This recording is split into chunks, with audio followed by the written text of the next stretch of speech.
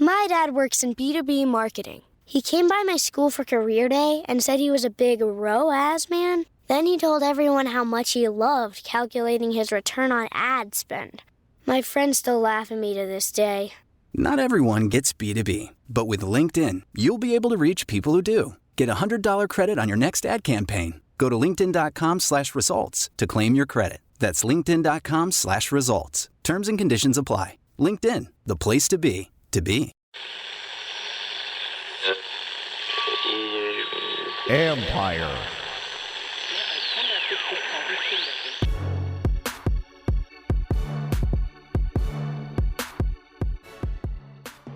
Hello and welcome to another edition of the Standig Room Only podcast. Oh, no, it's not. It's the Last Man Standing podcast. How about that? All right.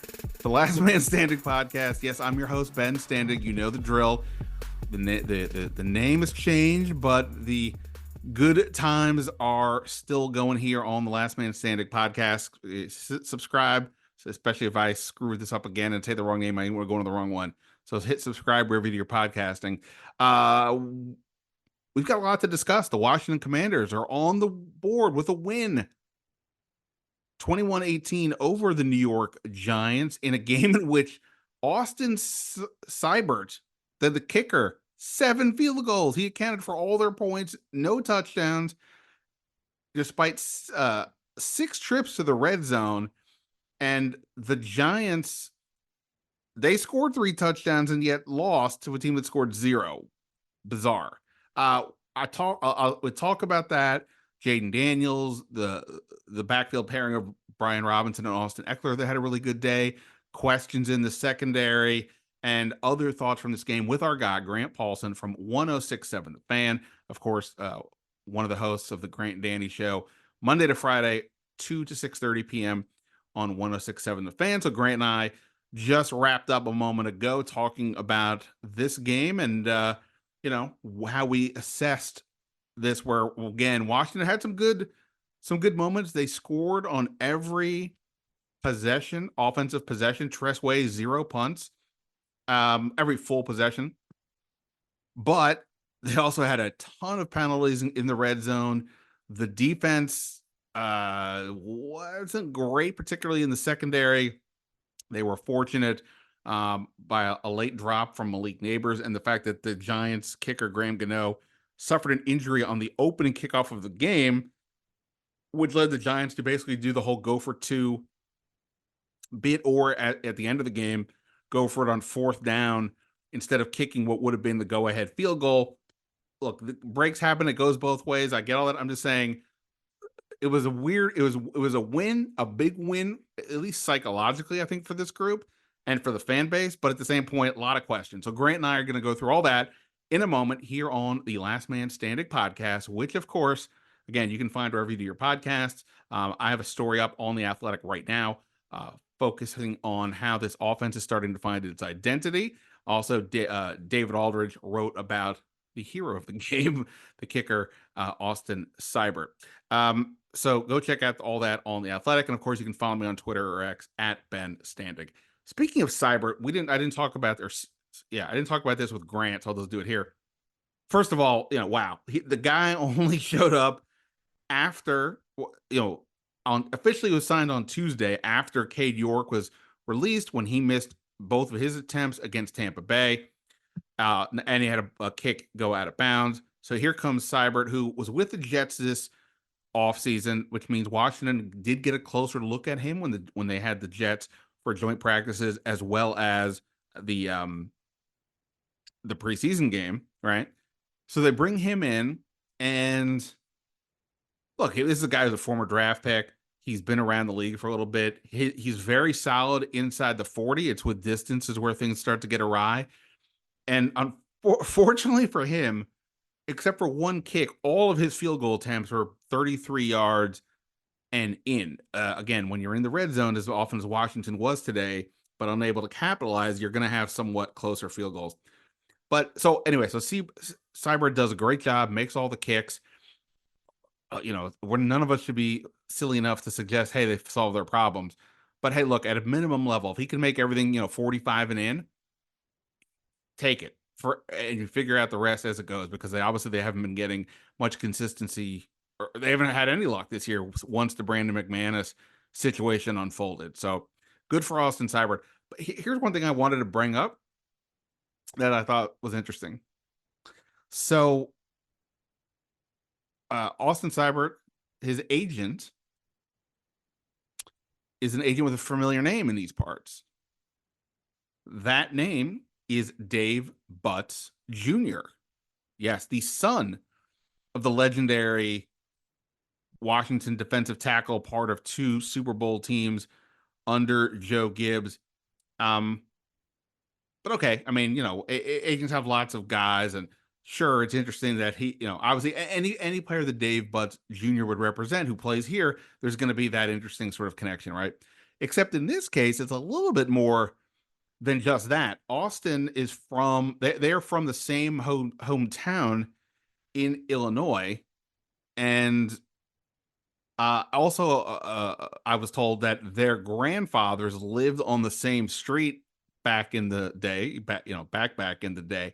So there's a legit connection here between. It's not just a client, agent client situation. There's some real connection here between the Buttses and the Seiberts. So very interesting that all of a sudden it comes, full circle, and here is this guy helping Dave Butts' former team get their first win in this, not just of the season, but of this new era from the ownership on down. So I just thought that was a really interesting little factoid there that I wanted to share with everyone. The other thing on the Seibert front is that, we went to the locker room after the game, and, it was everybody's happy, right? I mean, as they should be. I saw the video the team put out of Josh Harris gave out game balls, gave him, it looks like, to Dan Quinn and to Adam Peters for, having put this whole thing together. And ultimately, that seems like a reasonable call, especially when, again, the kicker only got here like 10 seconds ago. But nonetheless, these guys are the one's the architect, one's the director of this whole new project, and they still got a lot of work to do. But in any event, so Seibert comes in. He's essentially the 5th kicker that they've had, including Britt McManus, this whole offseason into the regular season. And he just got here the other day. And, while you would think to yourself, hey, why wouldn't everybody know this guy's name? The special teams guys they're in the same locker room, but they're somewhere else. Like they're all, they're not practicing directly against the offense or the defense. And there's a lot of guys in the room. If you factor in practice squad, it's 60, roughly 69 players. So it's not just that these guys don't know Seibert like in a personal way. They don't even know his name. I asked somebody, one of the players, who will remain nameless, like, hey, after the game, like, hey, just be honest, do you know this guy's name? Like, yeah, Austin. I'm like, Austin, what? And whatever the last name he said was, it wasn't this. It wasn't Seibert. It wasn't something really close to that. I talked to Nick Allegretti, who did know his name. He said it was like there was some connection that he and his wife, and Seibert and wife, think they sort of knew each other from somewhere. But he said, look, but I'm pretty positive a lot of other guys do not know his name, but they do now, was his final quote. So I think that part's accurate. So it's just such a weird position. It reminds me somewhat of when Brian Johnson hit the game-winning field goal at Las Vegas a couple of years ago, when it was sort of a similar deal. He'd just come in off the street, basically, and I guarantee guys didn't know his name either, and he goes out there and bangs a 48-yarder to win the game. The kicker spot is just, if aliens came down and you had to explain all the major sports, I think they get hung up on football the most, in part because this one guy comes out, and he's not on the field when all these other guys are, battling each other, pushing each other, tackling each other, running past each other. They're also behemoths, and the kicker guy is typically not. And to explain, wait, what's going to happen here? And then there's these poles sticking out of the ground that have nothing to do with anything else except in this moment. It's very odd. It's very weird, but nonetheless, you need one until they change the rules of the sport. And at least for now, it feels like Washington may have one after did I ever say this? It was a franchise record, 7 field goals. He set the franchise record at 6, but 7 is now the mark. So quite remarkable. Kudos to Seibert for coming in. And, look, he had a lot of chip shots, relatively speaking, to what we see kickers sometimes, including like what Cade York had 2 long attempts that he missed last week. But, weird things happen. He made them. And obviously that was, ginormous for a team that otherwise was struggling in the red zone. Yeah. So, okay. So I think we'll keep the intro short here. We'll get to Grant. We went for a little bit here, talking about all things out of this game. And again, I'll be back more this week, heading into the Monday night game against the surprisingly 0-2 Cincinnati Bengals. That is going to be an interesting one for sure. All right. But here we go again. Grant Paulsen from 106.7 The Fan is with me. We're going to talk about a winning day for the Washington Commanders here on the Last Man Standig podcast. Did you know Nationwide is so much more than a great insurance company? They're one of America's largest financial services companies. Like how I'm more than just quarterback Peyton Manning, I'm also meditating Manning.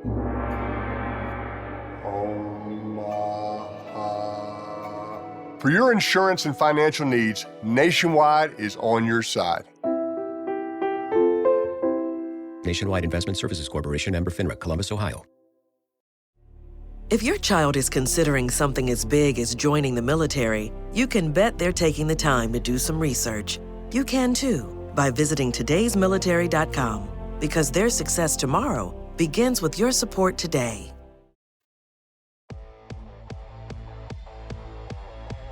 All right, as I promised, Grant Paulsen from 106.7 The Fan is with me here. We are both traveled from Landover back to our respective homes.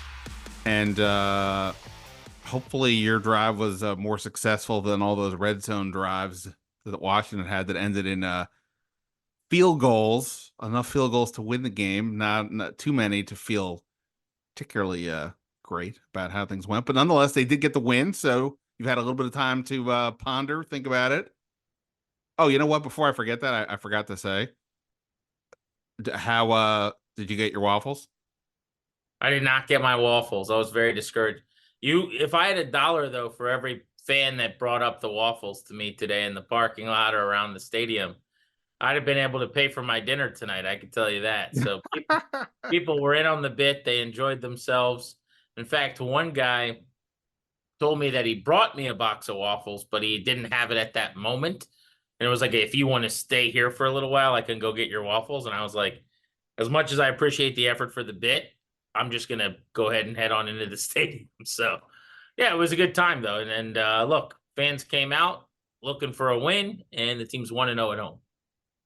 Right. I mean, I do think it's important, especially it's earlier in the year. We, hopefully people have a fair sense of where this, young team, all the changes, all that stuff. So it's like, even if they end up being really good, let's give it a little time. But it's the first win at home since week 1 of last year.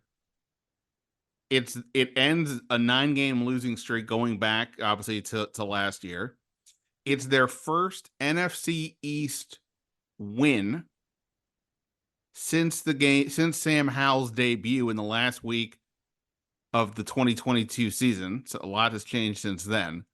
So purely from just that perspective, not to mention the new group, get their first one. Like, some wins are not equal to others, and in this case, I think for what it symbolizes at a minimum, this win mattered a fair amount.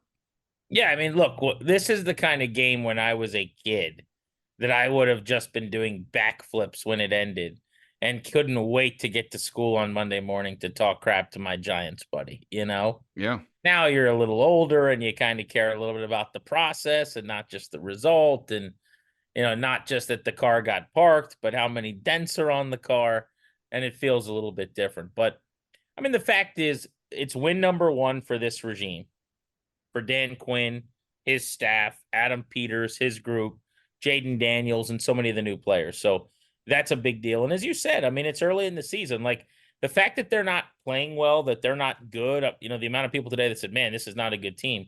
Well, A, we probably should have expected that. And B, while I agree with that, they don't have to be in week 2 of a new regime and a new group. So the idea is you kind of steal as many as you can early on when teams let you hang around when you get to play a bad team, equal to you probably, like the Giants. And frankly, when you get some breaks, I mean, if the Giants don't lose Graham Gano on the opening kickoff, I don't know if they win this game today. If Malik Neighbors doesn't drop a ball on the sideline when he's having a monster game, maybe they don't get the ball back and go win. But you take advantage of some bounces, you steal some wins, and who knows? What's to say they don't play better and better as this year goes on? Daniels doesn't get more and more comfortable, and they catch a little fire. So they all look like line drives in the box score when you look back a year from now.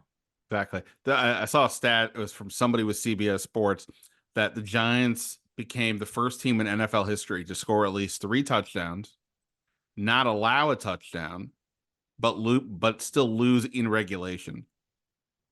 Makes perfect sense. I mean, it doesn't seem like it should be possible. I mean, but also like Washington on the flip side. So they go. I see everyone citing 0 for 6 in the red zone. Is that because the last red zone trip doesn't count because they ran out of time or something? I would have thought it would have been an 0 for 7, but regardless, I think one of them, like, they got knocked back out of the end zone, so like something like that. My God. Okay. Well, regardless, to go 0 for 6 in the in the red zone and not score a touchdown and win a football game is asinine. But there are so many quirky oddities here. They didn't punt in this game. Like Right. Tress Way did not punt one time, and no turnovers. Like Yes. they scored, other than the possession that ended with right before the half when they just kneel down or whatever. They scored on every possession.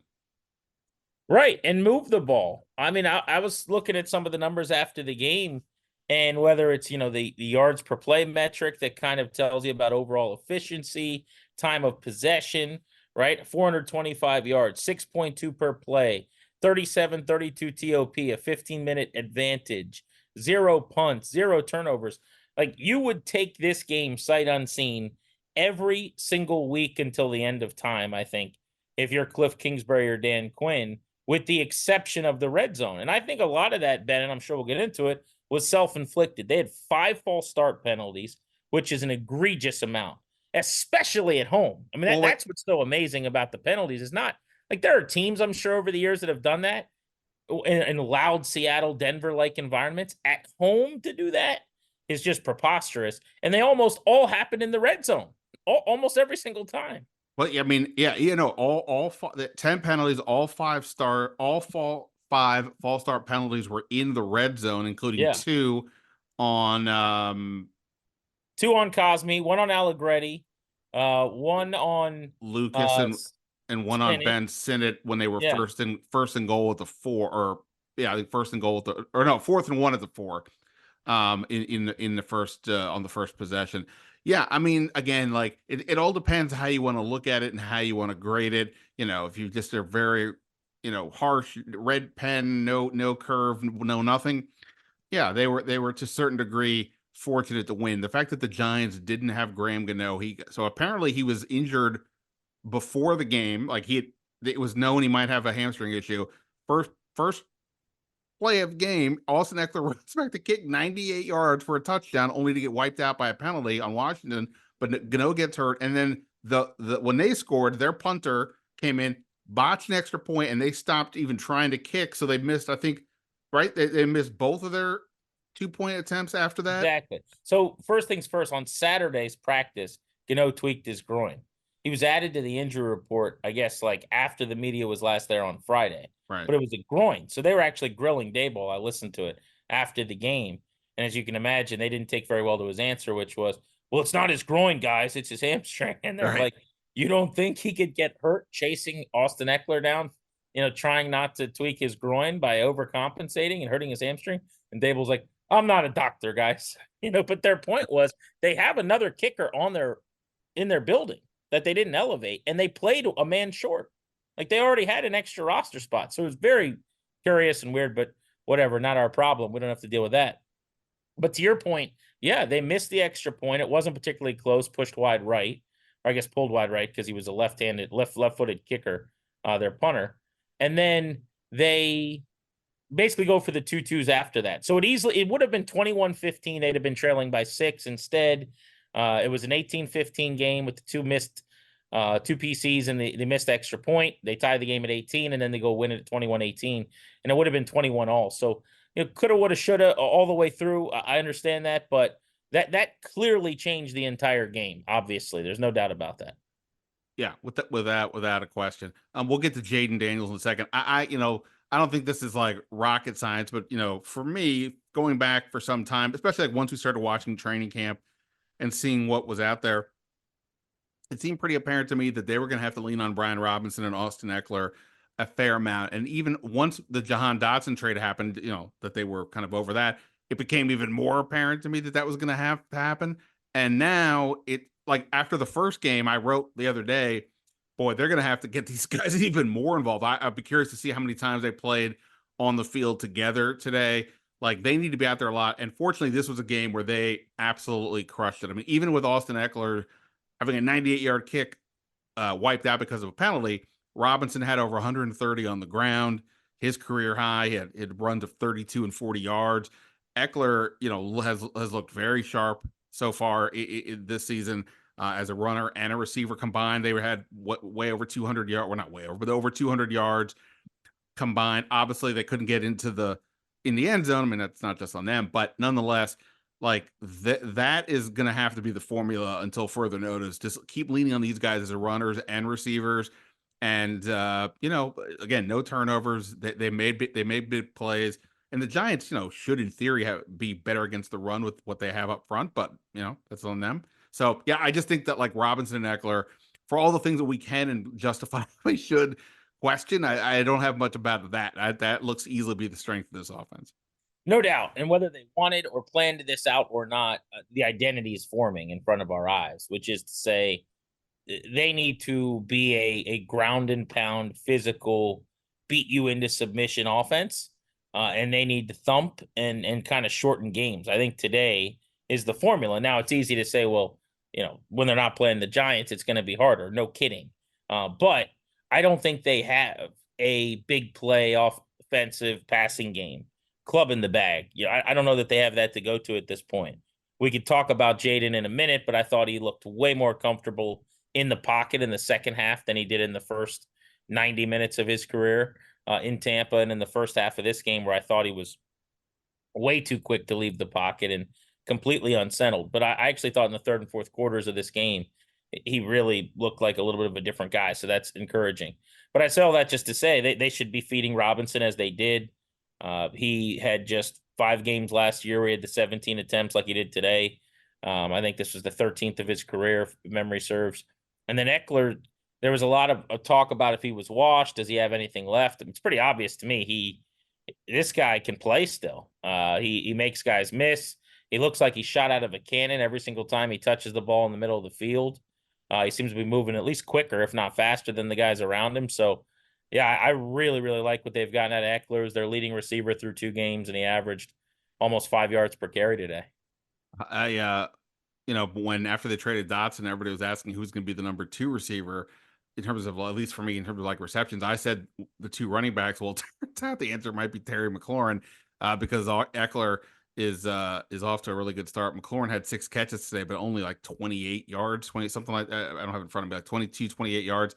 We'll get to that in a sec. So yeah, so big deal there for that. Now, as far as Jayden Daniels goes, I was talking on the drive home to your guy Chris Russell, and he was saying there was some talk on Twitter about like somebody in the media said, "Boy, I don't know if he said great, but what a great game by Jayden Daniels," something like that. And of course, our guy takes exception to things that are a little bit too over the top, even if he's a little over the top.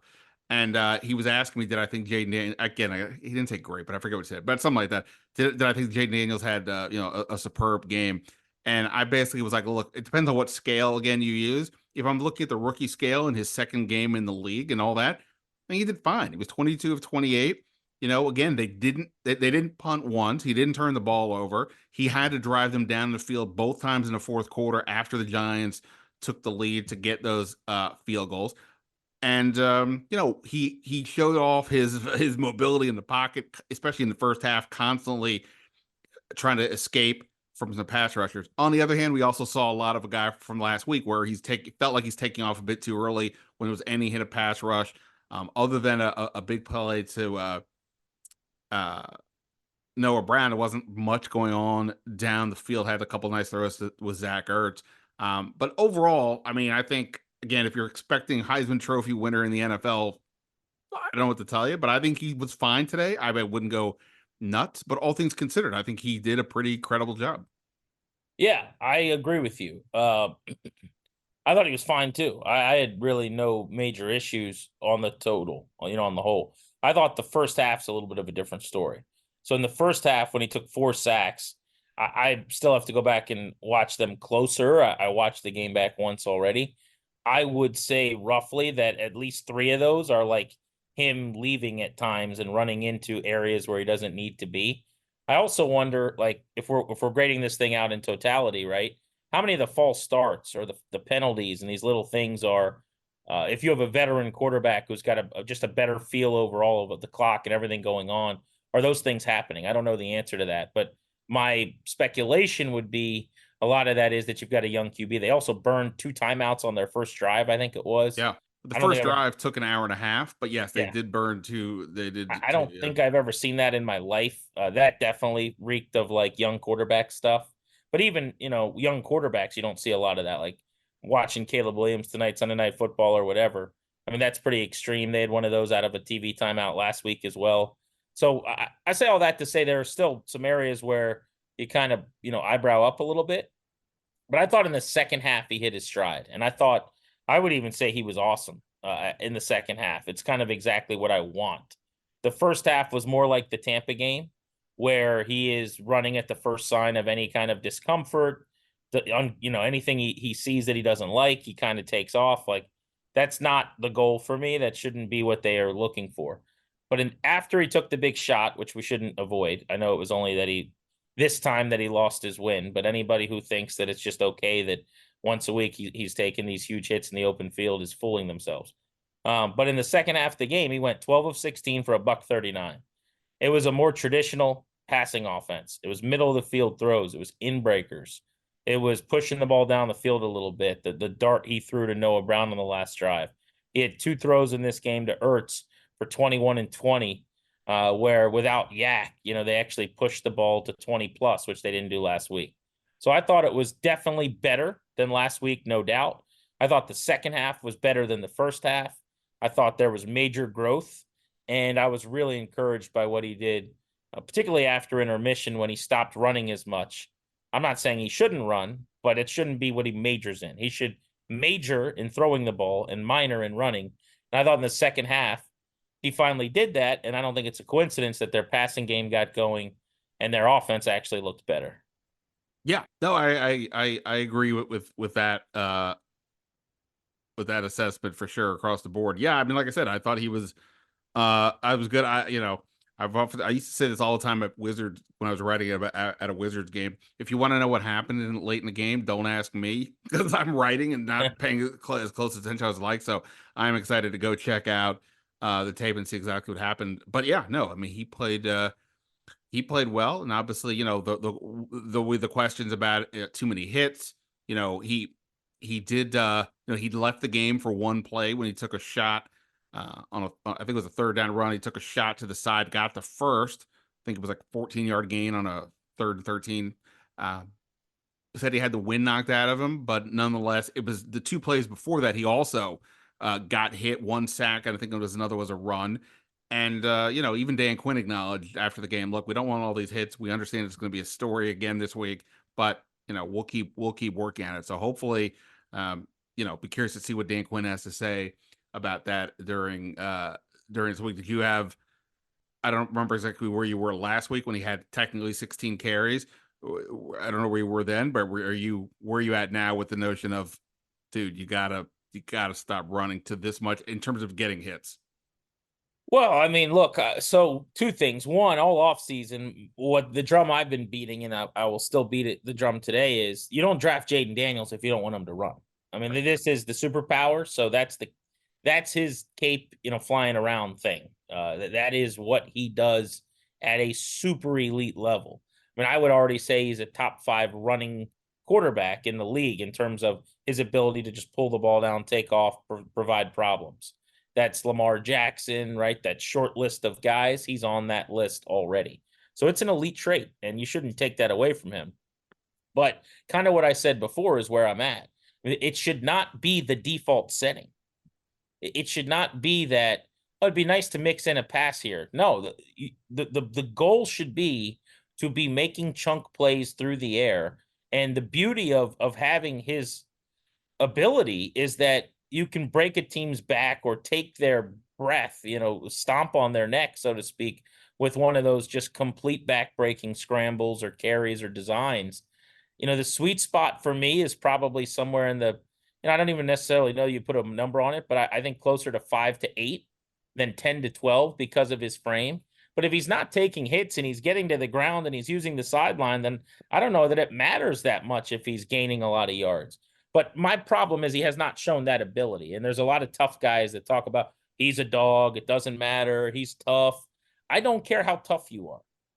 It takes one hit. He got hit helmet to helmet last week, and his helmet even popped off on that. And then this week, he missed the play already. So, I mean, what are we talking about? Now, he lost his win. No kidding, because a helmet went into his rib cage. That's why he lost his win. So, yeah, I mean, he doesn't slide. He does the Lamar Jackson fall forward thing. I just think that's got to be monitored a little bit. Now, the running is part of the deal, and it should be. He's amazing at it. But their best way forward is going to be when Terry McLaurin and Noah Brown and Zach Ertz and Austin Eckler are taking hits after they make catches and run because he put the ball in a good spot for them to keep moving. So it's got to be what he minors in, and he's got to major in distributing the football, and he did it in the second half. And you still had the back-breaking run on the game-winning drive. To me, that's what it should look like. Did you have a minor in college? Yes, I was actually, I guess I was communication focused with a journalism minor, I guess would be how it worked. I don't know. I didn't get a degree, so that's why I don't remember. You didn't get a degree? I didn't finish. I went for 4 years. I was 9 credits away, and then I got a full-time job as a beat reporter. So I stopped going to school. I didn't realize that. Yeah. So people of George Mason University, I love you and thank you. But yeah, I needed to take 2 more Spanish classes and some science lab. Oh, well, and I said, not today, not this day. Well, all right. Well, now it's something I got to focus on. We got to get that, stop making waffle jokes and get you back on track with maybe finishing up the degree. All right. A couple other quick things with the offense. Noah Brown, mentioned him. He played today after not playing last week. And, it's one game, but, he was, not only did he have the 34-yard catch late in the game, he had at least one play where he was like wide open in the end zone and Jayden Daniels just didn't see him. On a team where last week De'Ami Brown starts, get 0 targets, and today Luke McCaffrey starts and gets 0 targets. And Terry McLaurin has a bunch of targets, but not a lot of yards. You got to start finding some consistency somewhere. And I do think Noah Brown is going to give them some of that because at a minimum, he'll help them as a blocker. He's got the size for the red zone. But, as we saw last year, he can have some games where he can be a bit of a playmaker.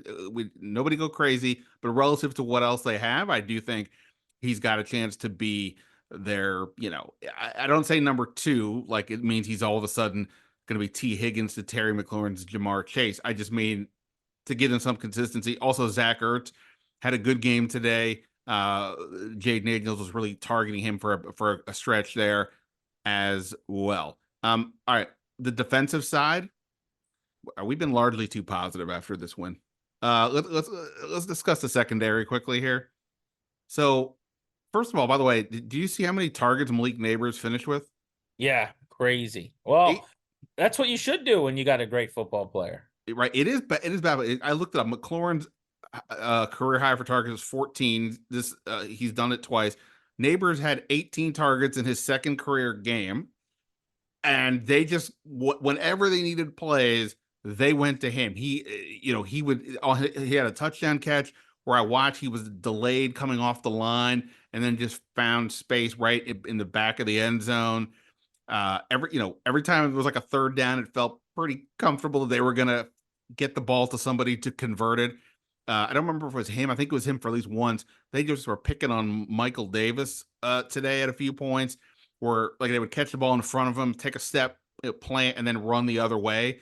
Hey, Davis he was, had 2 straight plays on the same drive. That was right before the half, where he would yeah, run like a slant, catch the ball as he's breaking.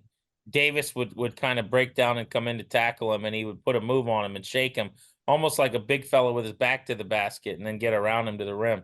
But he right. would turn it upfield for like 15 more yards. Yeah. So again, this is all happening because of Forbes, but I think that, I think that, I talked about this last week. As much as I've been in favor of them not making the big, bold, splashy moves that people want, i.e., like Brandon Ayuk or just signing some left tackle for 100, tons of money. I do feel like they need to go out and get a cornerback, and not just like the next some rando off the street. Like there's a bunch of names out there. I don't know what that would cost them for the year. 5 million. I'd say go pay it, because at some point you can't just have such a glaring weakness. And even if Forbes comes back tomorrow, I know people say he's no good or whatever, but like we don't know when he's coming back either. I think they got to go do something about that, because I thought the cornerbacks, they were fortunate again. I just think today with the sort of how the game broke. Not that Daniel Jones is all that, but after what we saw last week, I didn't. Maybe I'm wrong. Maybe I'm being too harsh, but I didn't think they were like noticeably better this week. Yeah, so you got beat the way that they did by a rookie in his second game with Daniel Jones throwing him the football, right? Uh, Jamar Chase and Joe Burrow are on the schedule next. I mean, so I think that's kind of your point in a nutshell. It's not going to get easier, and this doesn't really work. Michael Davis, that's not an answer based on what we saw today. No. He was available probably for a reason, and it wasn't like they paid him a lot of money. Emmanuel Forbes struggled immensely last week, and we know what happened last year. He's not walking back through that door. Noah Igbenogany, who's a former first-round pick in his own right, had a Forbes-ish kind of early career, in that he got kicked inside and, bounced around and ended up okay with the Cowboys. I thought he proved to be a decent second nickel for them, but outside on the boundary starting against St. Juice, I mean, that's just not going to take you to where you need to go. So, by the way, he was covering Igbenogany, who wears number 1, was covering Neighbors for a while, who wears number 1. So you had a double one-on-one matchup there for a little bit. Yes, you very much did. I just you got to get that one in. I know. I've been team get a corner for a little while. I mean but it's September 15th, man. I mean, like they had all off season, they had all camp, Sure. They had all preseason. They seem to like their guys. Maybe now they'll say, okay, never mind. I don't know if I mean, they might go get someone, but I don't think they're going to get anyone that costs money.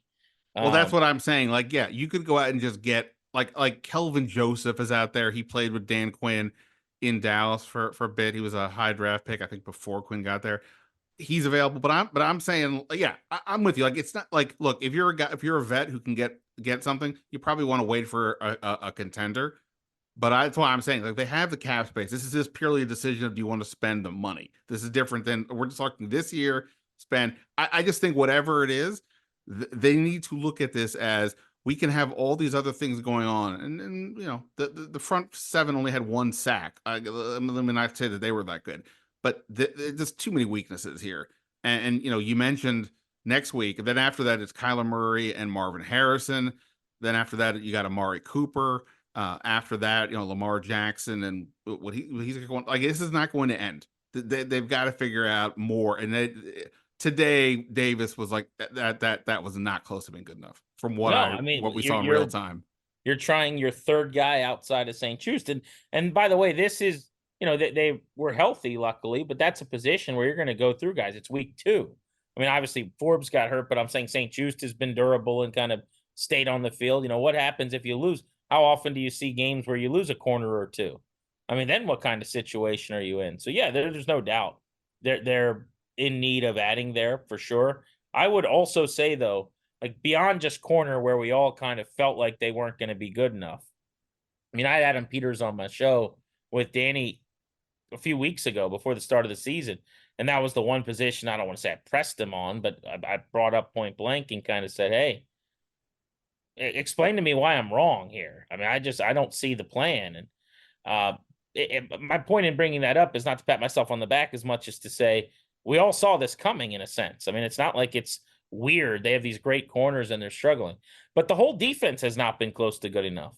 No. I have no like lofty expectations for this group. I don't know where you're at, Ben, but I am fairly patient. I'm not expecting a crock pot or a microwave rather, where a crock pot is due here. I understand it's game 1, week 1 of this regime last week, but there isn't a good excuse why the defense was as terrible as it was in week 1 or in the first half of this Giants game.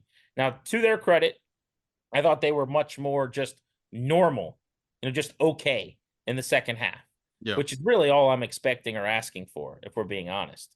But 11 starters today on their little flip card that they give us, 8 of the listed 11 starters are brand new. 8. Of the other 3, 2 are Allen and Payne, who are former Pro Bowlers, so they pay a lot of money to and choose to keep around. So what are we talking about here? This idea like, oh, well, it's just not a very good group and the personnel's not good and they inherited a bad roster. Okay, that's not a bad answer in some cases. But defensively, this is kind of their plan. Again, I'm not saying this is the end-all, be-all where they built the roster sustainably for the next 4 years, but it's either guys they chose this offseason in their image or Allen and Payne. The only other guy was St. Just. So I don't think it's a good enough excuse, frankly, defensively to just say, oh, well, ... No, it's, you got a defensive-minded head coach who's a whisperer. You got a D coordinator we all love at the podium who everybody thinks, is a rock star, and I agree. But, like, those guys chose these players. So, like, to me, there's got to be more of an expectation for this defense. Yeah, I mean, look, I want to watch, especially for defense. I think you got to watch the back the tape if you're into that at all, just to get a feel, because stats don't always tell the story. But they've gotten basically nothing out of Allen and Payne these first 2 games, and I mean, Payne had some hurries last week, but they didn't lead to any sacks or really even QB hits. And like your point, they're Pro Bowl players that are getting paid a ton of money. In order for this thing to work, those guys have to play up to that status. Because then nothing else is going to matter. The coaches will always talk about marrying the pass rush and the pass coverage. Well, that goes to quadruple when as we just discussed, the pass coverage has holes. There's no even Kendall Fuller out there to feel comfortable with on one side. So that, I think, is the rub. Now, again, whether it's because they didn't play at all in the preseason, same with Bobby Wagner, who, admittedly has looked a little slow so far. But that, to me, I mean, I do think I think they patched the defense together good enough, plus adding a guy like Frankie Louvu, who, had some moments today. But yeah, those 2 guys up front, for whatever is going on, either they got to make more plays themselves or those around them have to make plays if they're getting double teamed, et cetera. And that so far has not happened. By the way, Johnny Newton did play today. I don't know that he did anything, but he was out there at least. Good. Well, at one point, I asked someone in the press box, I said, hey, is Johnny Newton, what did I say? I said, have you noticed Johnny Newton on the field yet? It was a couple drives in, because I had kept kind of looking to see if he was in, and he hadn't been in. And they said, I haven't noticed anybody on the defensive line, which is not a great thing necessarily. But that was at a point of the game where they didn't have a lot of answers yet, clearly. Yeah, no doubt about it. So, yeah, I didn't watch the Bengals-Chiefs game, obviously, but the Bengals lose. They're going to be 0-2 on Monday, going into the Monday night game. Needless to say, they're going to be in a foul mood, and it's hard to see that team start the year 0-3. So I think Washington's defense is going to have to legit, buck up across the board. They got to find ways to get more pass rush pressure, and I don't know what they're going to do in the secondary. It's not like there's even like guys that, they brought up Bobby Price today to fill in as a 5th corner, but they, they're going to have to figure out a lot more than that. Hey, we haven't talked about this. What do you think of Jamin Davis being deactivated? And a lot of people kind of drew this indirect correlation to, oh, well, Newton got activated, so they needed. No, they activated a defensive end from the practice squad who got a jersey and Jamin Davis didn't. So that's even more telling. What do you think of that? So I don't know for a fact. I like to play the who's going to be inactive and who's going to get called up game. So when they brought up Carlos Watkins, who is a defensive end, but he has played tackle including when he was with Dan Quinn in Dallas. Sort of maybe like a little James Smith Williamsy or F.A. Obata, like, not for real, but they can. And at that point, either way, okay, right? You didn't know for sure if Newton would play. I mean, maybe they knew, but we don't know that he was questionable. And Cleveland Farrell popped up on the injury report Friday, as did Quan Martin. He actually didn't even practice Cleveland Farrell on Friday. So I'm thinking in my head that like they brought up Watkins as opposed to Sheldon Day, who they brought up last week, in part because they figure one, Newton probably would play, but two, in case they have somebody who could maybe be a hedge. So once he's activated, I guess they just decided, well, Farrell's going to play. We brought up Watkins. I guess we don't need that many defensive ends. Jamin Davis doesn't really do much for you on special teams anyway. So I guess that's why they did that. I'm taking it that way as opposed to it being some sort of response to how they thought his game the other day went. Yeah, I mean, I don't know how we could view it any other way, frankly. I thought he made two really nice noticeable plays. Now, obviously, there was a lot they didn't like in the not noticeable plays, I'm guessing. But yeah, he's played one game with this regime, and he went from getting a jersey to not getting one. So I I mean, don't he's know how not. to view it any other way other than as a referendum. Well, I don't know. I mean, like I said, if Cleveland Farrell didn't play and they didn't bring up Watkins, so now Jamin Davis or Dante Fowler, who they clearly, I think, logically view as like a spot guy at this point, would have to essentially start, right? And I just think they were like, Jamin Davis is not really an edge rusher yet. He can do some stuff, and maybe in that 12 to 15 snap role can even have some effective moments, but playing him out there is probably not good, whereas Watkins has been a starter in this league. So Sure, and it's funny to say it, but also Cleveland Farrell's he's their best against the run. He's got 2 sacks in 2 games, the only guy that does, but both of those are kind of cleanup sacks on wins by Daron Payne in the interior anyway. But yeah, I mean, he's naturally kind of the closest thing they've got to a legit defensive end.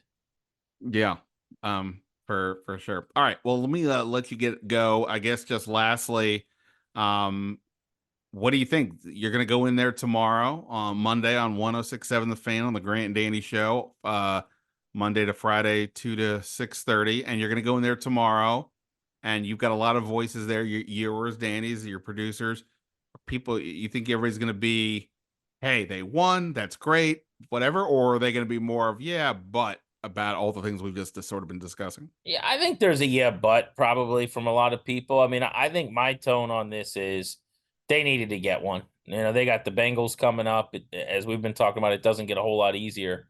So take it how you can get it. I don't know that they're good enough right now for us to require style points, if we're being honest. Yeah. So between that and the fact that what I really liked was I thought Daniels' best half of football was the second half of this game. And I think that to me is a really good sign. And that's where I'll kind of hang my hat, I think. I also thought the defense, not that they were great, but they were certainly way better in the second half than the first. And I thought it was probably their best half of football as well. So maybe something they could build on a little bit. All right. Well, that's the deal. Grant Paulsen, you know where to find him. Go check him and Danny out all week on 106.7 The Fan in the afternoons.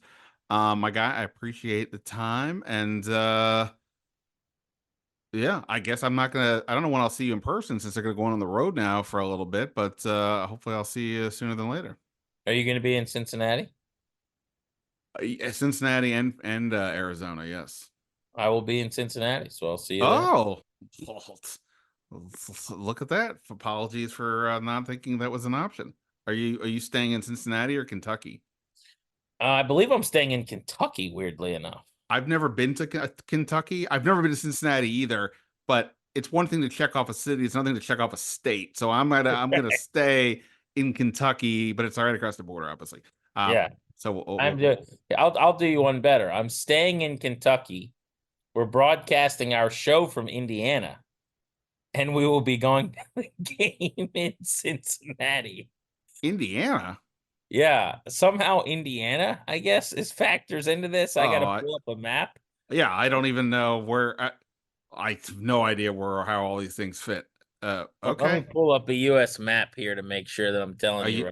Are you going to cover Caitlin Clark or something? Yeah, I got to go watch the Fever, as you know. No, so we're going to be broadcasting from a casino in Indiana. So like, you know how Kentucky, Cincinnati are like the top border? Yeah. They're also right at Indiana. Like they all three triumvirate. Wow. So yeah, it's going to be wild, man.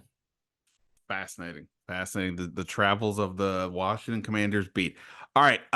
Enjoy your time in the studio this week until you get on the road. I'll see you in Cincinnati then. See you, man. All right. See you, buddy. You've been busy. So many things to do, running around from this place to that. So make sure you finish in a better place and unplug, unbox, and unwind with the Lego set. Because when you build with Lego bricks, the fun and satisfying click-clack of creating your masterpiece emotionally transports you to somewhere where a hectic day just melts away. Build your happy place. Lego. Adults welcome. Before buck naked underwear, going out naked was a negative. Grocery shopping in the nude? A big no-no. Sunday service in the buff? A disservice. And naked in the garage? Just odd. Turn naked into a net positive with buck naked underwear and feel like wearing nothing at all, anywhere. Get buck naked at your Duluth trading store. All right. Big thanks to Grant Paulsen for his time. And of course, thanks to everyone here for checking out the podcast as well as the YouTube channel. I look forward to chatting with many of you this week on social media and on the way to Cincinnati. That's what the Commanders have coming up on Monday. That is it for now. Ben Standig signing off. Until next time. See ya.